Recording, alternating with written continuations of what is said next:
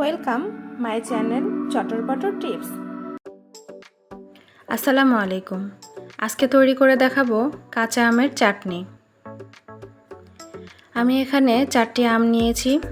এগুলোকে খুব ভালোভাবে ছুলে নিয়েছি যাতে সবুজ অংশ একটুও না থাকে, আর কাটার দিয়ে এইভাবে চিকন চিকন করে কেটে নিয়েছি। এখন একটা ফ্রাই প্যানে সরিষার তেল আর একটি আস্ত দেশি রসুন, কিছু কাঁচামরিচ আর 2টো তেজপাতা দিয়ে দিয়েছি।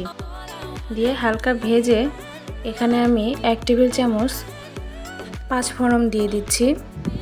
এগুলোকে খুব ভালোভাবে ভেজে নেওয়ার পরে আমি এখানে কাঁচা আমগুলো দিয়ে দিচ্ছি। এগুলোকে খুব ভালোভাবে নেড়েচেড়ে মিশিয়ে নিতে হবে।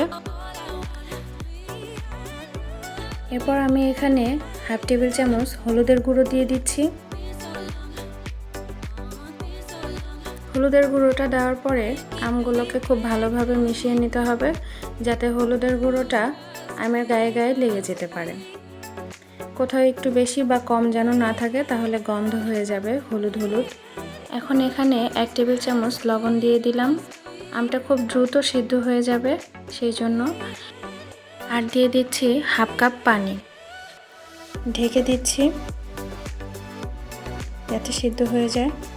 ঢাকনাটা তুলে নিচের আমগুলো উপরে আর উপরের আমগুলো নিচে দিয়ে দিচ্ছি। এভাবে 2 থেকে 3 মিনিটের মধ্যে আমগুলো সিদ্ধ হয়ে যাবে। আমি খুন্তির সাহায্যে আমগুলো খুব ভালোভাবে ভেঙে দিচ্ছি, আর একদমই মোলায়েমভাবে নরম হয়ে গেছে আমগুলো, যার কারণে খুব দ্রুত এগুলো ভাঙা যাচ্ছে। যারা চিনি খেতে পছন্দ করেন না তারা এইভাবে টক রান্না করে খেতে পারেন। আমার 4টি আমের জন্য এখানে আমি 1 কাপ চিনি দিয়েছি। আপনাদের ক্ষেত্রে কম বা বেশি লাগতে পারে। চিনিটা গলে যাওয়ার পরে 3 থেকে 4 মিনিট জাল করলেই দেখবেন এটা দেখতে এমন হয়ে যাবে। টান দিলেই একটু পরেই লেগে যাবে 1 সেকেন্ডের মধ্যে। আমার এই সহজ আমের চাটনিটা বানানোর রেসিপিটা আপনাদের যদি ভালো লেগে থাকে আর যদি উপকারে আসে, তাহলে আরও অনেক সহজ রেসিপি পেতে আমার চ্যানেলটির পাশেই থাকবেন। আজকে এ পর্যন্ত। আল্লাহ হাফেজ।